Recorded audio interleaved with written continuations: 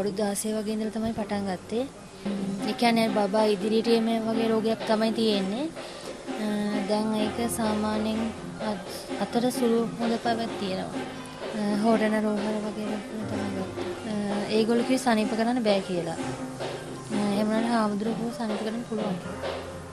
බටහිර පැත්තෙන් ගත්තාම ගොඩක් ඇස් වලට තියෙන රෝගාබාධ ගත්තාම මේගොල්ලෝ ප්‍රතිකාර කරනවා කියලා කිව්වට විශේෂ ප්‍රතිකාරයක් කරලා සනීප වෙන්නේ නැහැ. ගොඩක් ඇස් දුර්වල තත්ත්වයට තවත්පත් වෙනවා. ඉතින් අර සිංහල බෙහෙත් අතින් ඒ දේවල් ප්‍රතිකාර අරගත්තොත් සාමාන්‍යයෙන් වශයෙන් ගුණදායක බවක් ඒ කියලා මම හිතනවා විශ්වාස කරනවා මගේ එක. මේ ස්වාමීන් වහන්සේ සනීප කරලා දෙයි කියලා හිතනවා. මම කියන්නේ තරුණ තරුණියන්ටත් ඒක අර විශ්වාස කරන්න කියලා තමයි.